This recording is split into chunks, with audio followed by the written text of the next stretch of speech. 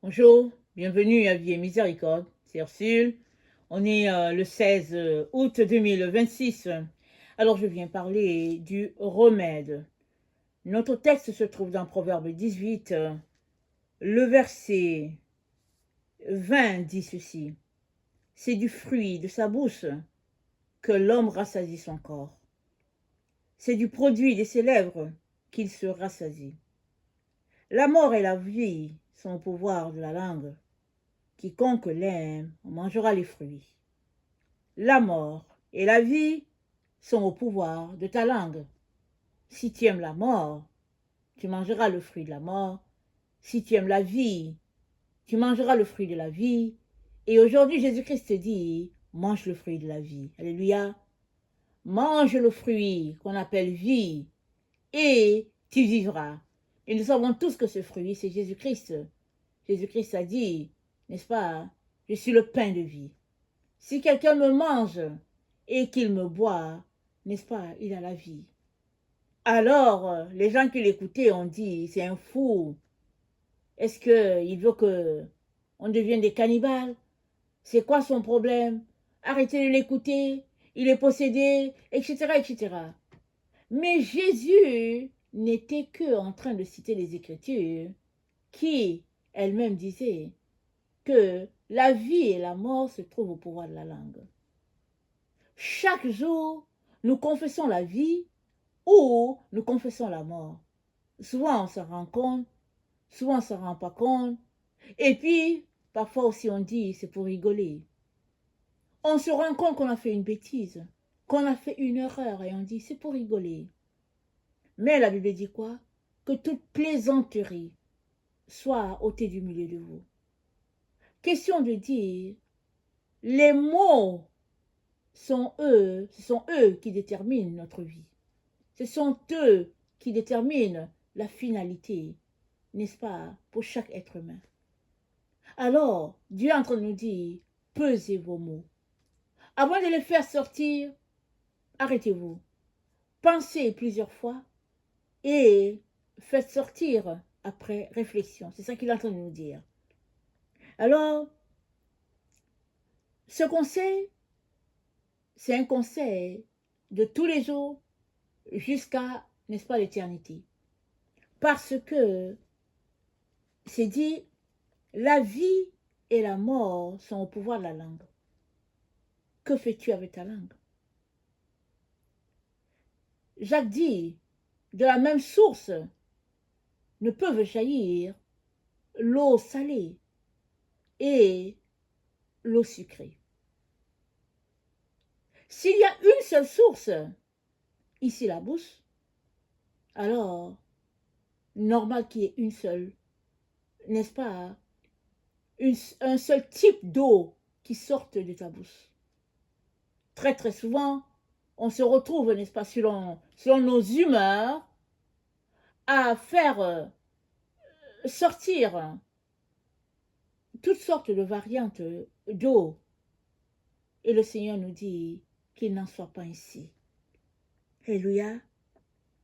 Alors, dans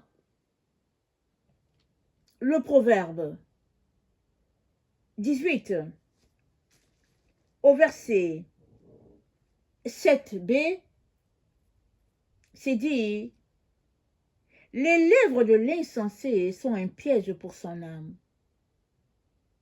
Les lèvres de l'insensé sont un piège pour son âme.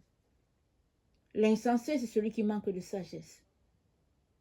Et sa bouche, n'est-ce pas, fait sortir ce qui va se tourner contre lui-même.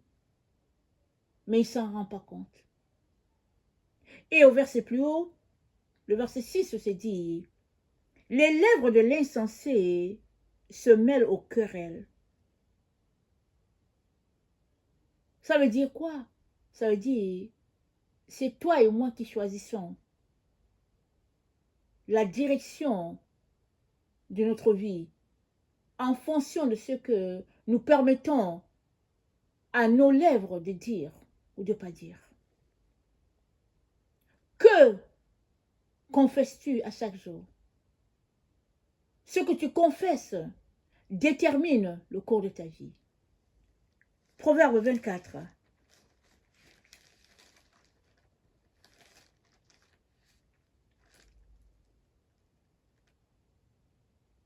Ne porte pas envie aux hommes méchants et ne désire pas être avec eux, car leur cœur médite la ruine et leurs lèvres parlent d'iniquité.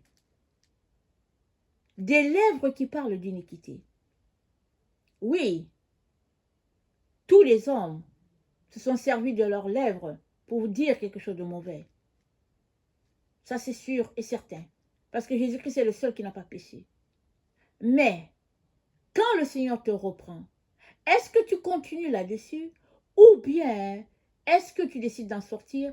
Ou bien, est-ce que tu vas devant Dieu pour dire, Seigneur, aide-moi, je n'arrive pas à faire sortir ce mal-là de ma vie.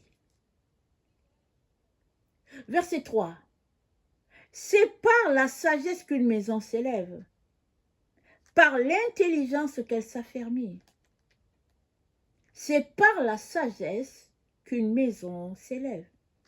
C'est quoi une maison? C'est toi.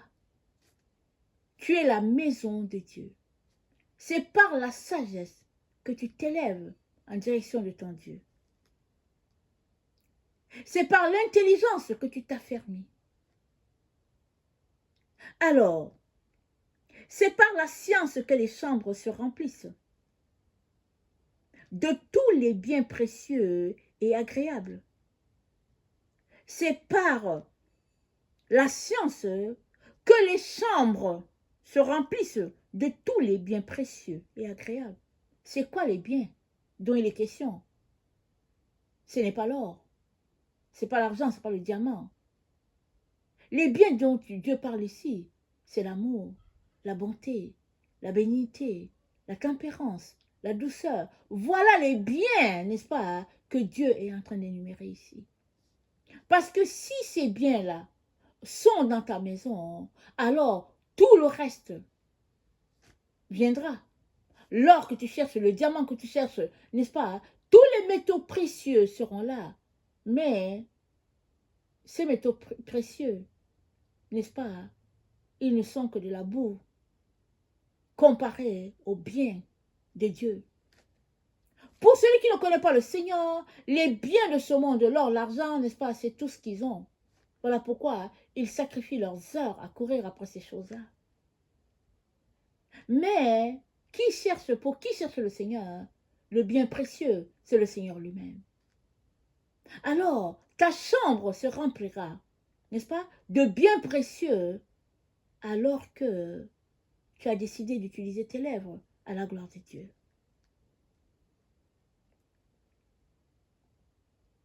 Il est donc important que tu fasses attention à ce que tu confesses à tous les jours.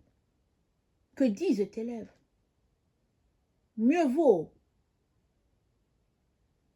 ne rien dire, être traité de tous les mots, que de dire quelque chose pour paraître bien, mais après, n'est-ce pas, s'écarter loin de Dieu.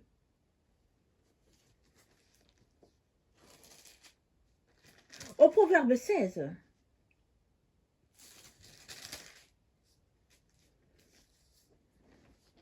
au verset 24, c'est dit, les paroles agréables sont un rayon de miel, douces pour l'âme et salutaires pour le corps.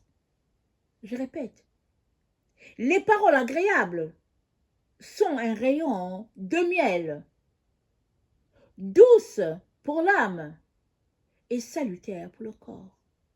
Ça veut dire quoi? Ça veut dire, c'est mieux de donner une seule parole agréable pour toi-même ou bien à quelqu'un que de te mettre à argumenter, donner des paroles méchantes et détruire ta propre vie et la vie de quelqu'un d'autre. Les paroles agréables sont un rayon de miel.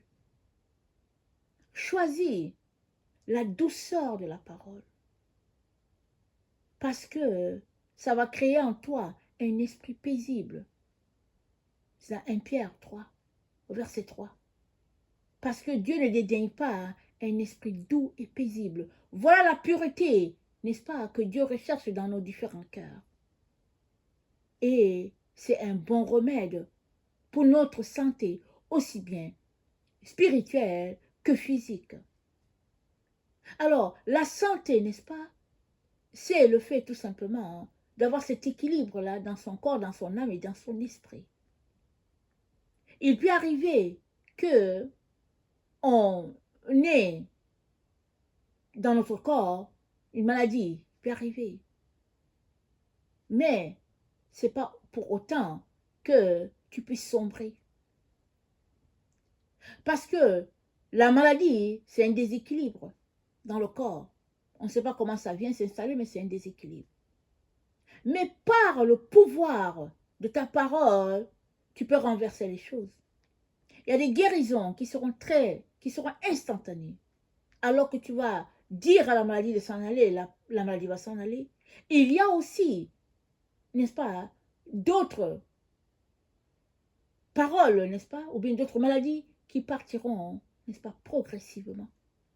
Alors que la parole fait son effet dans ton corps. Je ne suis pas en train de dire qu'il faut prendre des médicaments ou des remèdes, je ne suis pas en train de dire ça. C'est à chacun, n'est-ce pas, de voir son propre cheminement en ce qui concerne les médicaments qu'il prend pour sa propre santé. Mais toujours est-il que la parole de Dieu est un remède pour ton âme, pour ton esprit, pour ton corps. Maintenant, que fais-tu de tes lèvres? Alors tu peux décider par tes lèvres de bâtir ta propre vie, bâtir la vie de quelqu'un d'autre, ou bien tu peux décider par tes propres lèvres de détruire la vie de quelqu'un et puis détruire ta propre vie. Combien sont-ils ces parents qui détruisent la vie de leurs enfants juste par le fruit de leurs lèvres? Et Dieu nous dit que nos lèvres sont un remède pour nous-mêmes et pour les autres. Maintenant, la question est, que fait-il de tes lèvres? Alors, il y a plusieurs personnes, souvent c'est par ignorance, qui utilisent leurs lèvres, n'est-ce pas, à des choses très mauvaises. On ne va pas le mentionner, ce qui se passe. Il est très important, n'est-ce pas, en tant qu'enfant de Dieu, que tu amènes ce sujet-là devant Dieu. Que tu cries à lui et que tu l'implores. Parce que comment peux-tu prendre tes lèvres pour louer le Seigneur, le célébrer, et encore les prendre pour faire autre chose de mauvais avec? Parce que Dieu t'a donné les lèvres pour le louer, pour le célébrer, et puis il t'a donné juste une seule bouche. De telle sorte que quand tu es en train de louer le Seigneur, le célébrer, le prier, tu ne peux pas aussi manger ou bien boire. Et si tu as décidé, n'est-ce pas, de manger, alors tu manges, sachant que quand tu vas avoir fini de manger, ta bouche, n'est-ce pas, est pour louer le Seigneur, pour le célébrer, pas pour autre chose. Beaucoup d'enfants de Dieu se laissent prendre, n'est-ce pas, dans toutes sortes de bassesses. Il est temps que ces choses-là cessent afin que la gloire de Dieu, n'est-ce pas, puisse te visiter. Ce n'est pas tout ce que tu vois en ligne qui est vérité et qui est à la gloire de Dieu. Il y a des gens qui ont pour mission de détruire les enfants de Dieu. Alors ils vont te faire des films, ils vont te présenter des situations, n'est-ce pas, qui sont supposées agréables, en te faisant croire qu'au fait c'est ça la vie. Mais la vie, n'est-ce pas, c'est d'honorer celui-là qui t'a créé. Et Dieu t'a donné des lèvres afin que tu puisses le célébrer. Voilà pourquoi il faut que tu fasses attention. Tu ne peux en même temps sortir de ta bouche, n'est-ce pas, de l'eau douce et en même temps sortir de l'eau salée. C'est la même source. Alors, il est important que ce soit le même type d'eau qui sorte de cette bouche-là. Amen. Que le Seigneur bénisse sa parole et que sa joie, alléluia, te visite afin que ta bouche, n'est-ce pas, serve pour la gloire de Dieu. Et que tes lèvres soient un remède à la gloire de Dieu. Amen. Que le Seigneur bénisse sa parole. Amen. Et alléluia. Amen.